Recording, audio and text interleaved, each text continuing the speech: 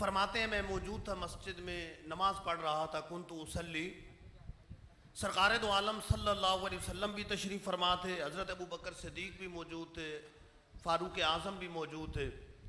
فلما جلستو، جب نماز سے فارغ ہو کر بیٹھ گیا، میں نے دعا کے لیے ہاتھ اٹھائے، بدأت بالثناء علی اللہ، سب سے پہلے اللہ کی حمد کی، ثم الصلاۃ علی النبی، پھر نبی پاک صلی اللہ علیہ وسلم کی بارگاہ میں درود پاک پڑھا، ثم دعوت لنفسی، پھر میں نے اپنے لیے دعا مانگی۔ سرکار دو عالم صلی اللہ علیہ وسلم دیکھ رہے تھے، فرمایا سل تعطا، سل تعطا، تو رب سے سوال کر، رب تیرے سوال کو پورا فرمائے گا، تو دعا مانگ، رب تیری دعا قبول فرمائے گا۔ پتہ چلا کہ دعا مانگے تو پہلے اللہ کی حمد بیان کرے، پھر درود پاک پڑھے، پھر دعا مانگے۔ تو یہ دعا وہ ہے جس کے بارے میں سرکار دو عالم صلی اللہ علیہ وسلم نے فرما دیا دعا مانگو، رب تعالیٰ تمہاری دعا کو قبول فرمائے گا۔ ایک اور حدیث پاک ہے، سرکار دو عالم صلی اللہ علیہ وسلم نے فرمایا الدعاء موقوف بین السماء والارض حتی تصلی علی نبیک، کہ دعا اس وقت تک زمین و آسمان کے درمیان لٹکی رہتی ہے جب تک تم اپنے نبی صلی اللہ علیہ وسلم کی بارگاہ میں درود پاک پیش نہیں کرتے۔ درود پاک پڑھتے ہو تو تمہاری دعا رب کی بارگاہ میں قبول ہوتی ہے۔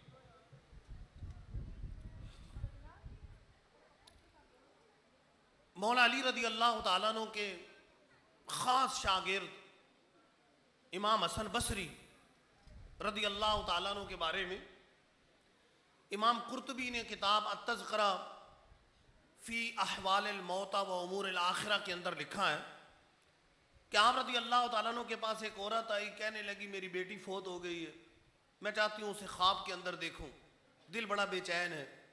انہوں نے وظیفہ بتایا، نماز بتائی، یہ پڑھو رات کو سو جاؤ تمہیں بیٹی خواب میں نظر آئے گی۔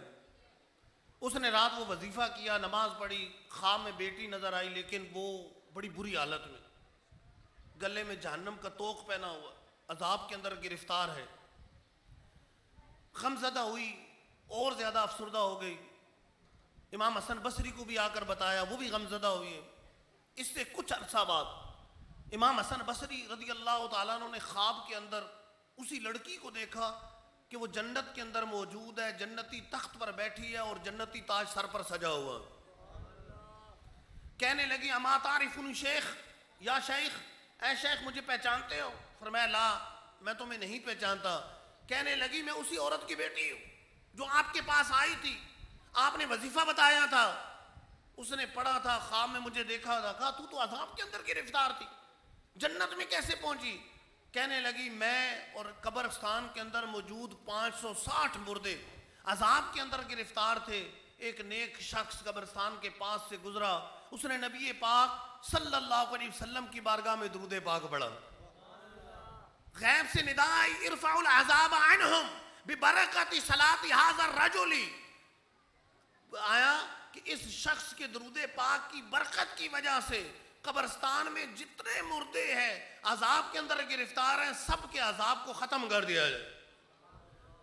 عذاب کو ختم کر دیا گیا، اور جو انعام ملا درود پاک کے بدلے میں اس شخص کے پڑھنے کی وجہ سے، اس کے اصال ثواب کرنے کی وجہ سے جو اجر ملا وہ تم دیکھ رہے ہو کہ جنت میں بھی پہنچ گئے، جنتی تخت پر بھی بیٹھی ہے اور جنتی تاج سر پر سجایا ہوا۔ ہم جس چیز کو معمولی خیال کرتے، بعض اوقات جو فوت شدہ ہے اس کے لیے بہت قیمتی ہو جاتی۔ ایک مرتبہ درود پاک پڑھنا ہمارے لیے کیا مشکل، کتنا وقت لگتا ہے، ہمیں محسوس نہیں ہو رہا، لیکن ہم جس کے لیے پڑھ رہے ہیں اس کو ثواب پہنچا رہے ہیں، اصال ثواب کر رہے ہیں، اسے کتنی برکتیں اس کی مل سکتی، اس کا ہم اندازہ نہیں کر سکتے۔ ایک حدیث پاک مشکات کے اندر موجود ہے، سرکار دو عالم صلی اللہ علیہ وسلم نے فرمایا مل میت فی القبر الا الغریق المتخوف، قبر کے اندر جو میت ہوتی ہے وہ ڈوبنے والے کی طرح ہوتی ہے، جس طرح ڈوبنے والے کو تنکے کا سہارا ہوتا ہے، ینتظر دعوۃ، دعا کا انتظار کر رہی ہے، تلحق من اب و ام و اخ او صدیق، کہ کوئی دعا کرے، اس کا والد، اس کی والدہ، اس کا بھائی، اس کا دوست، کوئی دعا کرے اس کے لیے، انتظار کر رہی ہوتی، اور جب دعا اس کو پہنچتی، تلحقہ، اسے دعا پہنچتی ہے، اسے زمین اور زمین میں جو کچھ ہے وہ سب سے بڑھ کر وہ دعا محبوب ہوتی۔ اور حدیث میں فرمایا کہ اس کے لیے جب دعا کی جاتی، اسے دعا دی جاتی ہے تو قبر کے اندر نور کے پہاڑ بن کر اس کے لیے پہنچ دے۔ ہم نے تو کہا ہے اللہ اس کی بخشش کر دے، مغفرت کر دے، مرحومہ کی بخشش کر دے، مرحوم کی بخشش کر دے، ہم دعا کرتے اور قبر کے اندر اس کو نور کے پہاڑ بن کر پہنچ رہے۔ اب خود اندازہ لگائیں، دنیاوی معاملہ نہیں ہے، قبر کا معاملہ۔ ہم کسی کو تحفہ ایک کھجور دیں اور اس کے پاس کھجوروں کا پورا باغ پہنچ جائے، سامنے والوں کو پورا کھجوروں کا باغ مل جائے، ہم تو معمولی چیز دیں اور اسے بہت بڑی بن کر پہنچے۔ حضور فرما رہے ہیں کہ تم اس کے لیے دعا کرتے ہو، اس کے لیے استغفار کرتے ہو تو قبر کے اندر اسے نور کے پہاڑ بن کر پہنچ دے۔ ایک بڑی پیاری حدیث پاک ہے، سرکار دو عالم صلی اللہ علیہ وسلم نے فرمایا امتی امت مرحومت، امام طبرانی نے الموجم الاوسط کے اندر نقل کی، میری امت امت مرحومہ ہے، تدخلوا قبورہا بذنوبہا، قبر کے اندر جائیں گی تو اپنے گناہوں کے ساتھ جائے گی، لیکن تخرجوا من قبورہا لا ذنوب علیہا، جب قبروں سے نکلیں گی تو ان پر کوئی گناہ نہیں ہوں گے۔ وجہ یہ ہے کہ مومنین کے استغفار کرنے کی وجہ سے رب تعالیٰ ان کے گناہوں کی بخشش فرما دے۔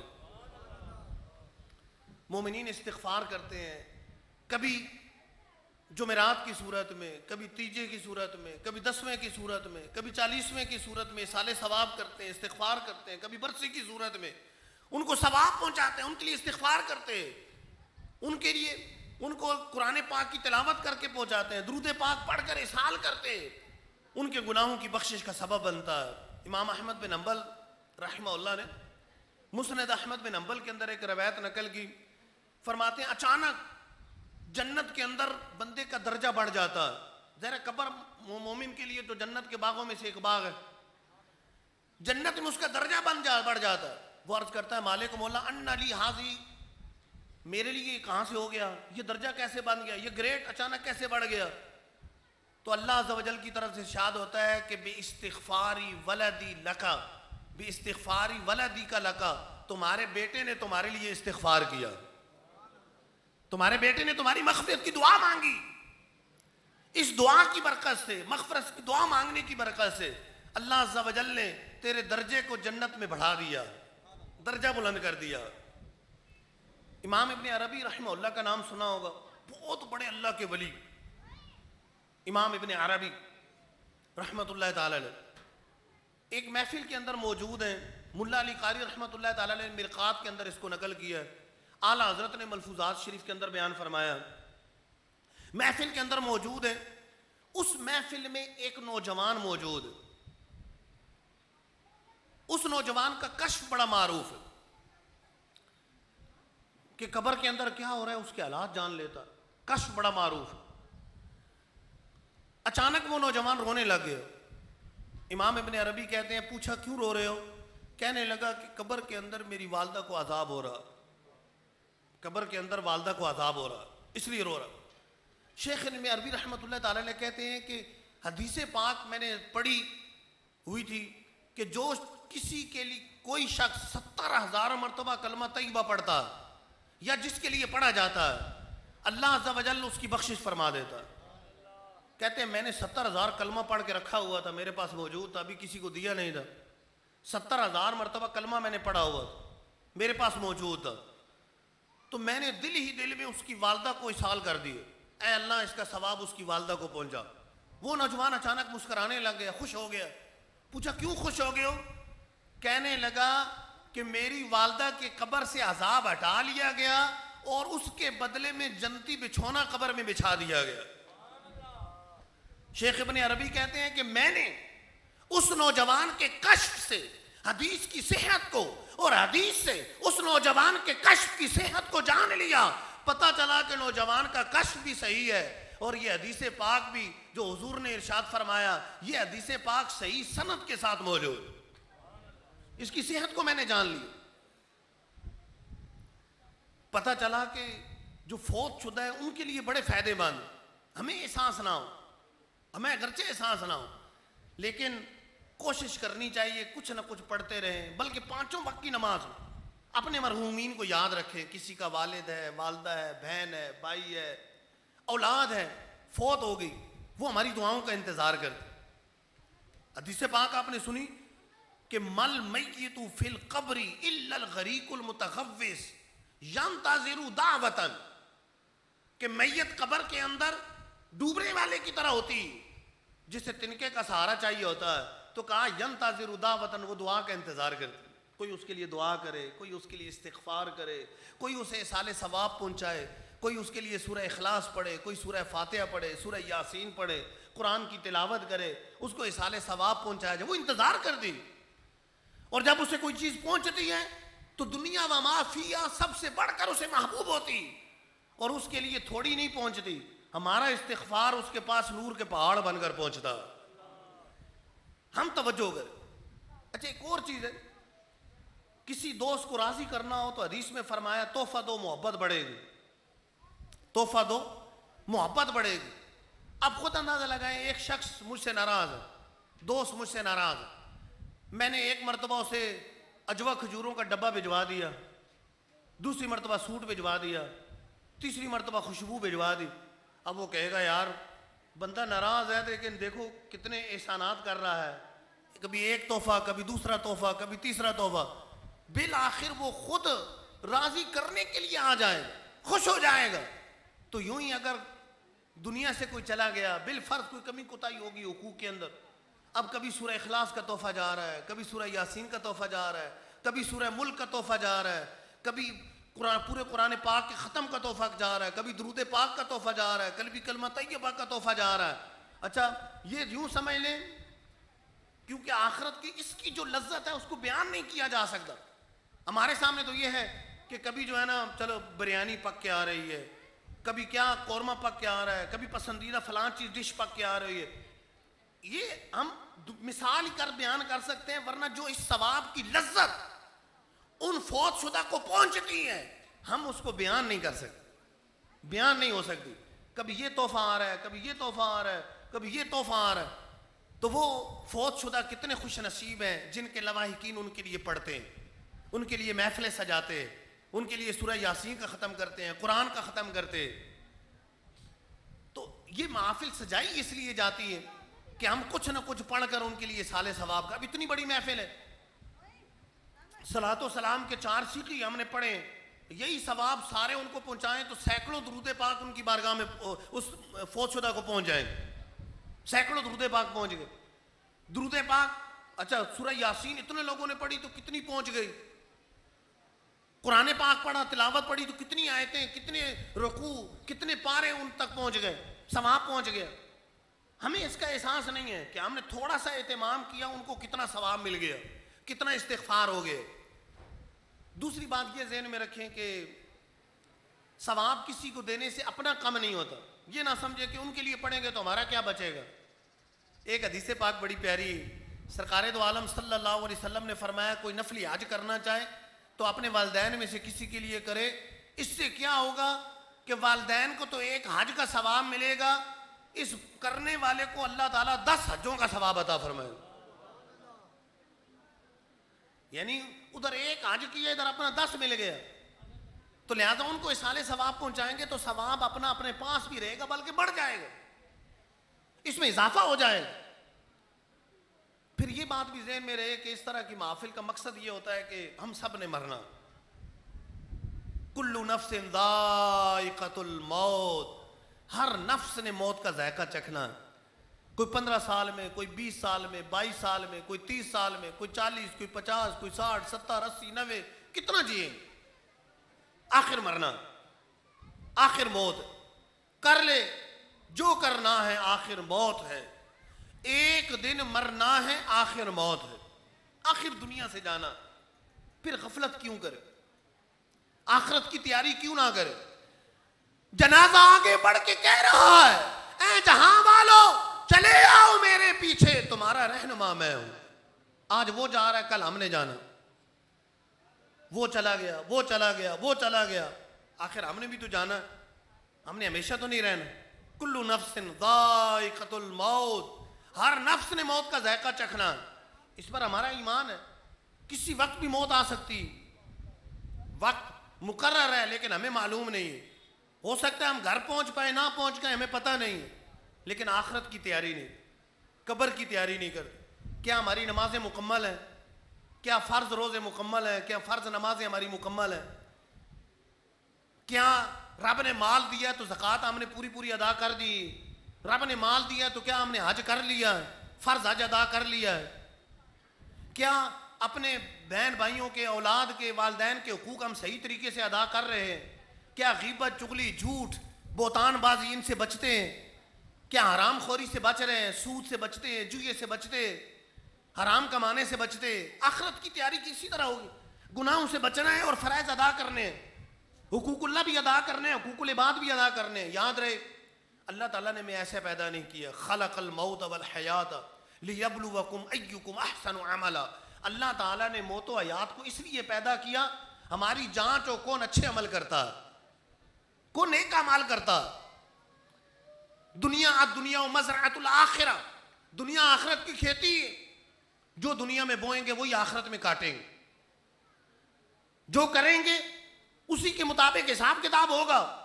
ہم نے مرنا ہے، قبر میں اترنا ہے، رب کے حضور پیش ہونا ہے، تو پھر غفلت کس بات کی؟ پھر غفلت کیوں کرے؟ ہر وقت مال مال مال، ٹھیک ہے بال بچوں کا پیٹ پالنا ہے، بالکل ہمارا حق ہے، ہم نے کرنا ہے، لیکن اس کے ساتھ رب کے حقوق بھی تو ادا کرنے ہیں، حقوق اللہ بھی تو ادا کرنے ہیں، لوگوں کے دیگر حقوق بھی تو ادا کرنے ہیں۔ صرف یہی نہیں کہ بھائی نماز پڑھو، نہیں میں نے بال بچوں کا پیٹ پالنا۔ بال بچوں کا جو نماز پڑھ رہے ہیں کہ وہ بال بچوں کا پیٹ نہیں پال رہے، وہ بھی تو کر رہے ہیں۔ اسی دنیا میں رہ کر آخرت کی تیاری کرنی ہے، مزید اور کوئی تیاری کے لیے زندگی ملنی نہیں ہے کہ آپ یہ کہیں کہ 60 سالہ زندگی میں کاروبار بنا لیں، اگلی جو 60 سالہ زندگی ملے گی تو اس میں عبادت کر لیں گے، ایسا تو نہیں ہے۔ یہی زندگی ہمارے پاس، یہی سانس کی مالا، یہ ٹوٹ گئی تو سلسلہ منقطع ہو گیا۔ یہ سانس کی مالا ٹوٹ گئی، اب کچھ نہیں ہو سکتا، اب نامہ اعمال کلوز ہو گیا۔ اب پیچھے سے کوئی اصالِ ثواب کرے نہ کرے، پتہ نہیں کوئی ہمارے لیے دعا کرے نہ کرے، وہ پھر اگلی بات، لیکن ہم خود تو تیاری کر کے جائیں، پوری تیاری کریں، آخرت کی تیاری کریں، قبر کی تیاری کریں، حشر کی تیاری کریں، حساب کتاب کی تیاری کریں، رب کے حضور پیش ہونا ہے اس کی تیاری کریں کہ رب تعالیٰ نے زندگی موت کو اس لیے پیدا کیا تاکہ جانچ ہو تم میں سے کون اچھے عمل کرتا ہے۔ یاد رہے موت آ جائے گی تو مؤخر نہیں ہوگی۔ رب قرآن میں کہہ رہا ہے وَلَن يُؤَخِّرَ اللَّهُ نَفْسًا إِذَا جَاءَ أَجَلُهَا، جب موت آ جائے گی رب تعالیٰ اس کو مؤخر نہیں فرمائے، ایک لمحہ بھی مؤخر نہیں ہوگی۔ اگر موت لکھی ہے 1 بجے آج اس تاریخ میں تو 1:01 نہیں ہوگی، تاخیر نہیں ہوگی، بس آنی ہے تو آنی۔ رب قرآن پاک میں کہہ رہا ہے وَلَن يُؤَخِّرَ اللَّهُ نَفْسًا إِذَا جَاءَ أَجَلُهَا، لوگو جب موت آ جائے گی تو رب اسے مؤخر نہیں فرمائے، وہ مؤخر نہیں ہوگی۔ موت آ گئی تو بس آ گئی، اب تاخیر نہیں ہوگی۔ حضرت ابن عباس رضی اللہ تعالیٰ عنہما اس آیت کی تفسیر میں فرماتے ہیں کہ جب موت آ جاتی، وقت آ جاتا ہے کہ جس کی نمازوں میں کمی ہوتی ہے، زکوٰۃ میں کمی ہوتی ہے، وہ عرض کرتا ہے مالک و مولا مجھے مہلت دے دو، میں نمازیں پڑھ لوں، میں قضا کر لوں، میں یہ نماز قضا کر لوں، مجھے مہلت دے دو اپنے مال کی زکوٰۃ ادا کر لوں، میں یہ ادا کر لوں، لیکن نہیں، رب تعالیٰ کسی جان کو مؤخر نہیں فرماتا۔ ابھی ہمارے پاس وقت ہے، ابھی سانس کی مالا ٹوٹی نہیں، ابھی سانس لے رہے ہیں، ابھی زندہ ہیں، ابھی ہم صلی اللہ علی محمد کہہ کے درود پاک پڑھ سکتے ہیں، لا الہ الا اللہ کہہ کر، لا الہ الا اللہ محمد الرسول اللہ صلی اللہ علیہ وسلم کہہ کر کلمہ طیبہ پڑھ سکتے ہیں، استغفر اللہ کہہ کر استغفار کر سکتے ہیں، ذکر اللہ کر سکتے ہیں، سبحان اللہ کہہ کر جنت میں درخت لگا سکتے ہیں، استغفار کہہ کر اپنے گناہوں کی معافی چاہ سکتے ہیں۔ ابھی وقت ہے، ابھی موقع، ابھی قیمتی وقت ہے۔ آپ خود اندازہ لگائیں اگر کسی کو بتا دیا جائے کہ تمہاری موت سے صرف 2 گھنٹے باقی، اب وہ کیسے ذکر کرے گا، جلدی جلدی یہ بھی پڑھ لوں، زیادہ فضیلت والا عمل کروں، زیادہ، اگر وہ بھی آخرت کی سوچ ہوگی، ورنہ جن کی دنیا کی سوچ ہوتی ہے، دنیا میں مدانی گھماتے رہتے، ان کا ذہن دنیا میں گھومتا رہتا ہے، تو وہ تو وصیتیں کے چکر میں فلاں کے نام جگہ کر دوں، فلاں کو یہ دے دوں، فلاں کا یہ کر دوں وہ کر دوں، وہ اس چکر میں پڑے رہیں، وہ آخرت کی پھر بھی فکر نہیں کریں گے، توجہ نہیں ہوگی۔ یاد رہے دنیا سب ادھر رہ جانا۔ سیٹھ جی کو فکر تھی ایک ایک کے 10 10 کیجئے، ملک الموت آپ پہنچے، حضرت جان واپس کیجئے، جان واپس کیجئے۔ اب ایک ایک کے 10 10، ایک ایک کے 60 60، ایک ایک کے 100 100 کر رہے ہیں، ایک برانچ، دوسری برانچ، تیسری برانچ، چوتھی برانچ، پانچویں برانچ، اچھا نوکریاں 4 4 5 5، ٹھیک ہے جتنے سے گزارا ہوتا ہے اتنے سے کرنا ہے، لیکن ساتھ آخرت کی تیاری بھی تو کرنی، حقوق اللہ ادا کرنے ہیں، حقوق العباد ادا کرنے ہیں، آخرت کی تیاری کرنی ہے۔ یاد رہے موت سے فرار ممکن نہیں، کتنا بھاگیں گے، کتنا بھاگیں گے، کتنے ڈاکٹروں کو چیک کرائیں گے، آخر مرنا ہے۔ یاد رہے کہ جب موت کا وقت آ جاتا ہے تو پھر کوئی دوائی جڑتی نہیں، کوئی دوائی لگتی نہیں، ہزار علاج کروا لے، ہزاروں علاج کروا لے، لیکن کوئی افاقہ نہیں ہوتا، کوئی فائدہ نہیں ہوتا۔ کیوں فائدہ نہیں ہوتا؟ کہ موت کا وقت آیا پہنچا، جو مرضی کر لے۔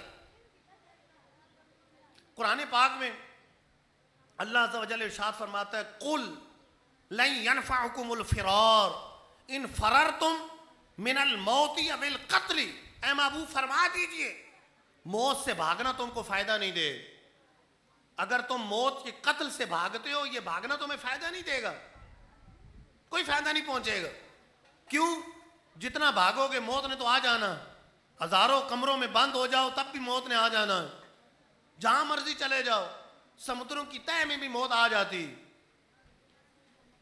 آسمانوں اوپر تک چاند کے سفر کر کے چلے جائے وہاں بھی موت تو آ جانی، اگر وقت آیا ہوگا۔ موت نے آنا ہے تو موت نے آ جانا، جہاں بھی چلے جائے مرنا ہے۔ حضرت امام احمد بن حنبل کتاب الزہد کے اندر ایک روایت لکھتے ہیں کہ سلیمان علیہ السلام کے پاس ایک شخص آیا، کہنے لگا حضور مجھے بڑا ڈر لگ رہا ہے۔ کیوں ڈر لگ رہا ہے؟ کہ میں نے ملک الموت علیہ السلام کو دیکھا ہے۔ پچھلی امتوں میں یہ ہوتا تھا کہ ملک الموت علیہ السلام نظر آ جاتے، نظر آ جاتے، اور جس کی موت کا وقت آنا ہوتا۔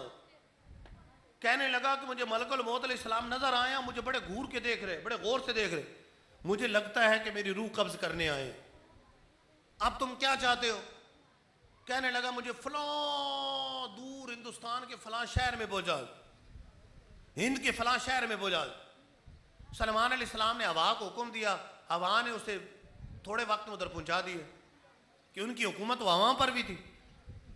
اچھا اگلے دن ملک الموت علیہ السلام آئے، سلیمان علیہ السلام پوچھتے ہیں کہ وہ کیا بنا اس بندے کا؟ کہا کہ اس کی موت کا وقت آیا تھا، ہو چکا تھا، مجھے حکم تھا کہ اس کی روح قبض کرنی ہے، لیکن او ہندوستان کے فلاں شہر میں قبض کرنی، اور وہ ادھر بیٹھا ہوا تھا۔ میں سوچ رہا تھا اسے دیکھ دیکھ کے کہ یہ کیسے وہاں پہنچے گا، کب پہنچے گا، روح قبض کرنے کا وقت ہو چکا ہے۔ اتنے نے خود ہی اس نے عرض کیا کہ حضور مجھے پہنچا دے۔ آپ نے ہوا کو حکم دیا، ہوا نے پہنچایا، اور میں نے جا کر اس کی روح کو قبض کر لی۔ لن ينفعكم الفرار ان فررتم من الموت او القتل، موت اور قتل سے بھاگنا تمہیں فائدہ نہیں پہنچائے۔ کہاں تک بھاگو گے؟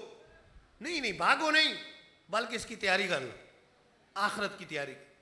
اپنی نمازیں کچھ کمی ہے تو پوری کر لو، قضا نمازیں ادا کر لو، زکوٰۃ ادا نہیں کی تو زکوٰۃ ادا کر لو، کسی کا قرضہ دینا ہے، قرضہ دبایا ہوا ہے اس کا قرضہ واپس کر دو، کسی کی کوئی چیز دینی ہے اس کو واپس کر دو، کسی پہ کوئی چیز غصب کی ہے، زبردستی لی ہوئی ہے، اس کو واپس کر دو۔ اگر ملاوٹ کرتے ہیں، خدا نخواستہ لوگوں کو دھوکہ دے رہے ہیں، ملاوٹ کا مال کھلا رہے ہیں، نہیں اس کو بند کر، اس کو بند کر۔ رشوت کا بازار گرم کیا ہوا، نہیں اس کو بند کر، بند کر۔ مسلمانوں پر رحم کرے، حقوق ادا کر، اپنے بہن بھائیوں کے، اپنے والدین کے، اپنے بچوں کے حقوق ادا کرے، حقوق العباد ادا کریں، حقوق اللہ ادا کرے، اپنے حقوق ادا کرے۔ ایک حدیث پاک کہ سرکار دو عالم صلی اللہ علیہ وسلم نے اپنے حقوق، اللہ کے حقوق بھی ادا کرنے کا فرمایا، بندوں کے حقوق ادا کرنے کا بھی فرمایا، اور اپنے نفس کے حقوق ادا کرنے کا بھی فرمایا۔ فرمایا ان لربک علیک حقا، تمہارے رب کا تم پر حق ہے۔ ان لزوجک علیک حقا، تمہارے ملاقاتی کا تم پر حق ہے۔ ان لزوجک علیک حقا، تمہاری بیوی، تمہارے شوہر، تم اگر شوہر ہو تمہاری بیوی کا، تم بیوی ہو تمہارے شوہر کا تم پر حق ہے۔ ان لعینک علیک حقا، تمہاری آنکھوں کا تم پر حق ہے۔ ان لجسدک علیک حقا، تمہارے جسم کا تم پر حق ہے، فآتی کل ذی حق حقہ، ہر ذی حق کو اس کا حق ادا کر۔ یہ حدیث پاک امام بخاری شریف میں 7 جگہ لے کر آئے۔ یہ حدیث پاک صحیح بخاری میں امام بخاری 7 جگہ لے کر آئے۔ کتنی اہم ہماری زندگی کے اعتبار سے حدیث پاک۔ فرمایا اللہ کے حقوق بھی ادا کرو، اور جو بندے جو ملاقاتی ہیں، دوست ہیں، احباب ہیں، بلکہ میاں بیوی جو قریبی تعلق ہے، ان سب کے حقوق ادا کرو۔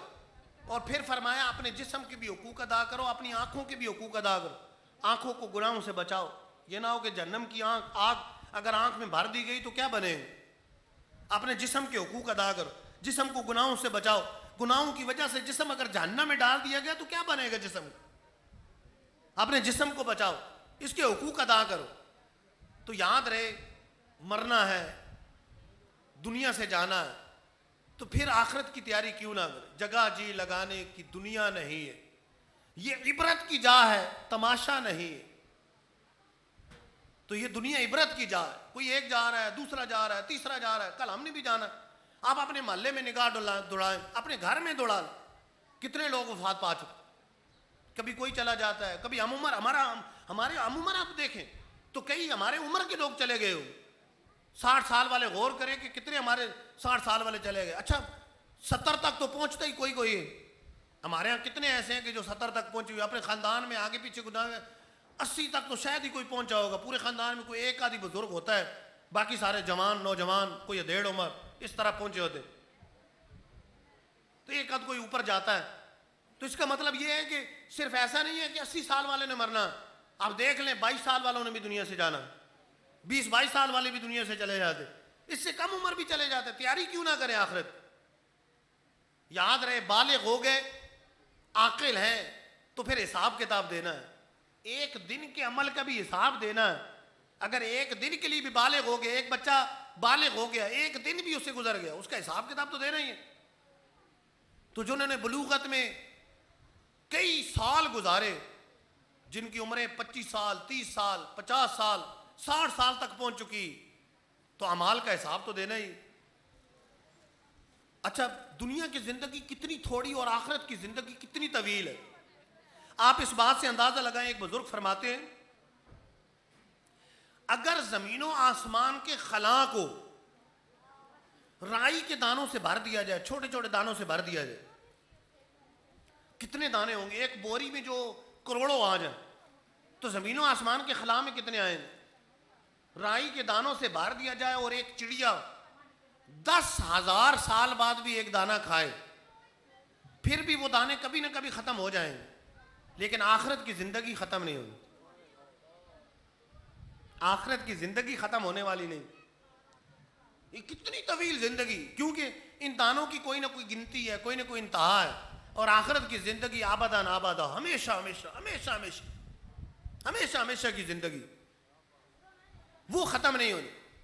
تو یاد رہے کہ تھوڑی سی زندگی میں اس آخرت کی ہم نے تیاری کرنی ہے۔ سفر کرنا ہو، اگر کسی نے سفر کرنا ہو، مثال کے طور پہ یہاں سے صرف لاہور شہر تک جانا ہے، تو ظاہر کوئی چیز نہیں اٹھائیں گے، ویسے ہی چلے جائیں گے، ہو کے آ جائیں گے۔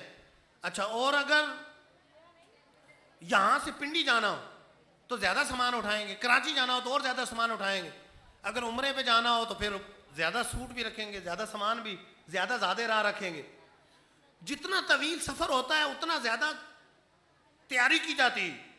آخرت کا سفر اتنا طویل اور اتنا لمبا ہے، اور ہمیشہ ہمیشہ وہاں رہنا ہے، تو پھر اس کی کتنی تیاری کرنی چاہیے۔ یہاں دنیا کی 60 سالہ 70 سالہ زندگی گزارنے کے لیے ہم نے تو ایک مکان بنانے کے لیے بےتاب ہوتے ہیں، کسی طرح اپنا گھر بن جائے، کسی طرح اپنا گھر بن جائے، کسی طرح اپنا گھر بن جائے۔ تو کیا آخرت کے لیے گھر نہیں بنانا اور وہاں ہمیشہ ہمیشہ ہمیشہ رہنا، ہمیشہ ہمیشہ رہنا؟ تو اس کی تیاری کیوں نہ کرے؟ بزرگ فرماتے ہیں کہ آخرت کی زندگی بالفرض مٹی کی ہوتی، لیکن ہے ہمیشہ رہنے والی، اور دنیا کی زندگی سونے کی بھی ہوتی، ہے فانی، ختم ہونے والی۔ تو بھی عقل کا تقاضا یہ ہے کہ اس مٹ جانے والی ختم ہو جانے والی زندگی، مٹی کو، سونے کو، اس ہمیشہ رہنے جانے والی مٹی پر اس کو ترجیح دی جاتی مٹی کو جو آخرت کی. کیوں؟ کہ وہ ہمیشہ ہے. لیکن افسوس اس بات کر کے آخرت سونے سے بھی بڑھ کر, ہیرے جواہرات سے بھی بڑھ کر, اور دنیا مٹی سے بھی کم تر, پھر بھی ہم آخرت کی تیاری سے غافل, پھر بھی آخرت کی تیاری نہیں کرتے, اس طرف ہماری توجہ نہیں جاتی, ہم تیاری نہیں کرتے آخرت کی, اس کی طرف توجہ نہیں ہے, دنیا کمانے کی طرف پوری توجہ ہے. ہمارے یہاں تو یہ رہتا ہے اچھا موت سے ڈرا رہے ہیں, جہنم سے ڈرا رہے ہیں, کیا کریں؟ قرآن پاک میں رب نے جگہ جگہ ڈرایا, موت کا ذکر کیا. میں نے کتنی آیات موت کے بارے میں پڑھی, حدیثیں کتنی زیادہ ہیں. سرکار دو عالم صلی اللہ علیہ وسلم فرماتے ہیں اکثروا ذکر الموت, موت کو کثرت سے یاد کرو. شرح الصدور کے اندر علامہ سیوطی حدیث کو نقل کرتے ہیں, فرمایا موت کو کثرت سے یاد کرو. کیوں؟ کیونکہ یہ گناہوں کو مٹانے والی, دنیا سے بے رغبت کرنے والی ہے. ان ذکرتموہ عند الغنا حتمہ, اگر تم امیری کے وقت میں موت کو یاد کرو گے تو یہ موت کو یاد کرنا امیری کا نشہ ختم کر دے, امیری کا نشہ مٹا دے گی. جب پتہ ہے میں نے مرنا ہے تو پھر تکبر کس بات کا, میرے پاس اتنے پیسے ہیں, میری اتنی پراپرٹی ہے, میری اتنی جائیداد ہے. ختم آؤ. یہ موت کو یاد کرنا, یہ موت کو یاد کرنا امیری کا نشہ ختم کر دے, امیری کا نشہ مٹا دے گی, غنا کا نشہ مٹا دے گی. فرمایا ان ذکرتم عند الفقر ارداکم بعیشکم, اور اگر تم فقر و فاقہ میں یاد کرو گے موت کو تو پھر تمہیں اپنی زندگی سے راضی کر دے. کیوں؟ کہ بھائی چلو ایک وقت کا کھانا کھا کے بھی مرنا ہے اور 4 وقت کا کھانا کھا کے بھی مرنا ہے, اچھے اچھے سوٹ پہن کر بھی مرنا ہے اور یہ پھٹے پرانے سادہ سے کپڑے پہن کر بھی مرنا ہے, بڑے بڑے محلات میں رہ کر بھی مرنا ہے اور چھوٹے سے گھر میں رہ کر بھی مرنا ہے. آخر دنیا سے تو جانا ہی ہے, جیسے بھی گزرے گی دنیا سے تو چلے جانا. تو آدمی اتنی دنیا کی فکر نہیں کرے گا, آخرت کی زیادہ فکر کرے گا. میری آخرت خراب نہ ہو, میری آخرت برباد نہ ہو, میں نے آخرت کی تیاری کرنی. بخاری شریف کی حدیث پاک ہے, راوی کہتے میں نے سرکار علیہ السلام کو دیکھا, حضور منبر پر بیٹھے, حضور منبر پر جلوہ گا رہے ہیں اور حضور فرما رہے ہیں انذرتکم النار, انذرتکم النار, لوگوں میں تمہیں جہنم سے ڈراتا ہوں, لوگوں میں تمہیں جہنم سے ڈرا رہا ہوں. رحمت للعالمین صلی اللہ علیہ وسلم منبر پر بیٹھ کر جہنم سے لوگوں کو ڈرا رہے اور فرما رہے ہیں, واضح فرما رہے ہیں انذرتکم النار, انذرتکم النار, لوگوں میں تمہیں جہنم سے ڈرا رہا ہوں, لوگوں میں تمہیں جہنم سے ڈرا رہا ہوں. تو لہٰذا جب ہمارے آقا صلی اللہ علیہ وسلم جہنم سے ڈرا رہے ہیں, موت کی کثرت کے ساتھ کرنے کا ہمیں ترغیب دے رہے کہ موت کو کثرت سے یاد کرو, یہ تمہیں آخرت کی یاد دلائے گی, دنیا سے بے رغبت کرے گی, آخرت کی تیاری میں معاون ہوگی, تمہاری مدد کرے گی. تو ہمیں چاہیے کہ یہ جو تیجے ہوتے ہیں, 40ویں ہیں, یہ برسیاں ہیں, یہ تمہیں موت کی یاد دلا رہی ہے نا, فلاں بندہ دنیا سے چلا گیا, فلاں دنیا سے چلا گیا. جہاں ہم نے اس کے لیے پڑھا, اصالے ثواب کیا, وہاں ہمیں آخرت کی بھی یاد آئے گی, ہمیں بھی موت کی یاد آئے گی, ہم نے بھی مرنا. ہمارا حال تو یہ ہوتا ہے کہ جنازہ اٹھا کے جا رہے ہوتے ہیں اور گپے لگا رہے ہوتے ہیں, غفلت ایسے, جنازہ اٹھا کے جا رہے ہیں اور گپے لگا رہے ہیں, قبرستان میں بیٹھے ہیں دفنا رہے ہیں. حالانکہ سوچ یہ ہونی چاہیے تھی کہ یار یہ اس کو دفنا رہے ہیں, کل ایک وقت آئے گا میرے اوپر بھی لوگ مٹی ڈالیں گے, ایک وقت آئے گا میں بھی چارپائی پر لیٹا ہوں گا, لوگ مجھے اٹھا کے لے جا رہے ہوں. یہ سوچ ہونی چاہیے. بزرگوں کا انداز تو یہ ہوتا تھا, علماء فرماتے ہیں کہ پہلے کے زمانے میں جنازے میں شرکت کرتے تھے تو ہر کوئی اپنی موت کو یاد کر کے اتنا غمزدہ ہو رہا ہوتا, رو رہا ہوتا تھا, پتہ ہی نہیں چلتا تھا کہ میت کا وارث کون ہے اور دوسرا کون, ان میں سے رشتہ دار کون ہے پتہ ہی نہیں چلتا تھا.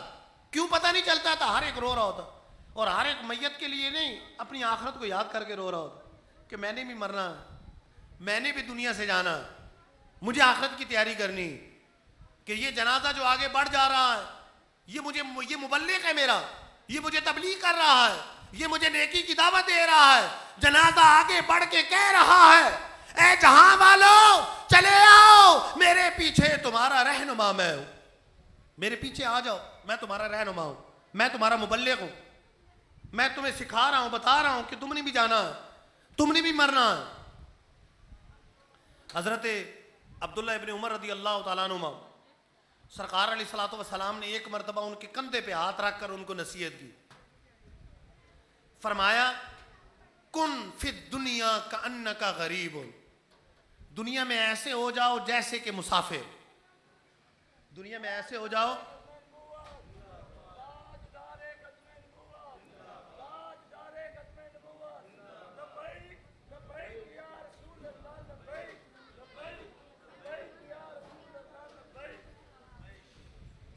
دنیا میں ایسے ہو جاؤ جس طرح مسافر ہوتا ہے.